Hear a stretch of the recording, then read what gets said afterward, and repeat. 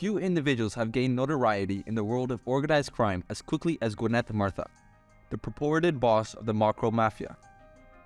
Martha's sudden climb to power has been nothing short of insane, from relative obscurity to monopolizing headlines. This essay dives into the life of the guy in charge of this infamous criminal enterprise, tracing his path and examining the elements that helped him succeed. Early years. Gwennette Martha, who was born in Amsterdam in 1988, was no stranger to crime from an early age. After his well-known criminal father was killed in 2000, the young Martha was forced to grow up in a violent and criminally active area. He didn't take long to follow in his father's footsteps and get involved in minor crimes before moving on to more severe ones. How the Mocro Maffia started. The Mocro Maffia, which primarily consists of members of Moroccan heritage, first appeared in the Amsterdam underground in the late 2000s. The gang immediately developed a reputation for its ruthless strategies and willingness to resort to severe violence in order to further its objectives. The Mocro Maffia increased their operations to encompass kidnapping, extortion, and assassination, even though they were initially committed in drug trafficking and violent crime. The rise of Martha to power. Gwennette in the Mocro Maffia, Martha's ascent to prominence may be dated to 2012, when he first came to public attention for his role in a slew of high-profile killings. He rose up the ranks of the organization because to his violent temperament and relentless desire, eventually being named the organization's kingpin. The disintegration of the Amsterdam underworld following the 2011 murder of crime lord Stanley Hillis was one of the major elements in Martha's ascension. Martha grasped the chance to strengthen his position inside the Mocro Maffia and make the organization a dominant force in the city's criminal underworld while rival factions joke-eyed for control. Liquidation wave and turf wars. By 2012, the Mocro Maffia and other criminal organizations were engaged in a bloody turf battle over lucrative drug trafficking routes. The liquidation wave, a string of targeted kills that resulted in the deaths of many high-ranking criminals and shocked the Amsterdam world, was the culmination of this battle. During this time, Martha's reputation as a ruthless and dreaded criminal lord started to take shape. Martha allegedly played a major role in several of these murders and showed a readiness to kill anyone who stood in the way of his authority, including members of his own organization. Expansion internationally.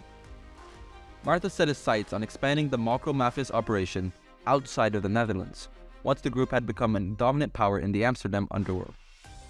The Mocro Maffia developed relations with organized crime groups in Europe, Africa, and South America, and started bringing huge amounts of cocaine, heroin, and other illegal narcotics into the Netherlands, which aided in their ascent to power.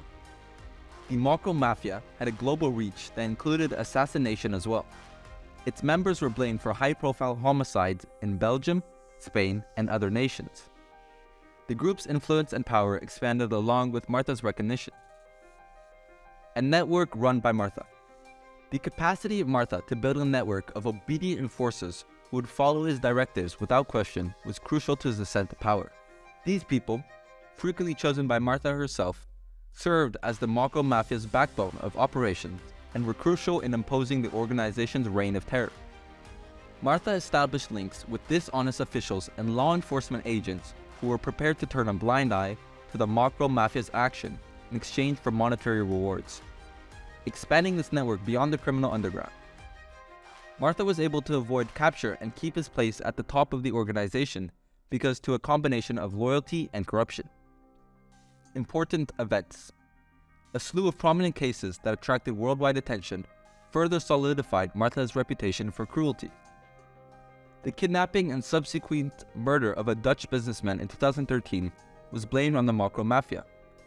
The incident shocked the business world and showed how willing the organization was to kill anyone who got in their way. The 2016 assassination of Dutch crime reporter Martin Kok was another occurrence that attracted considerable media attention.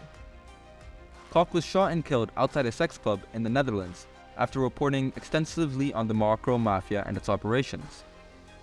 Many people speculate that Martha herself ordered the murder in punishment for Kok's reporting on the group. Entrapment and trial. After avoiding authorities for almost 10 years, Gwennette Martha was finally apprehended in Dubai, United Arab Emirates, in May 2021.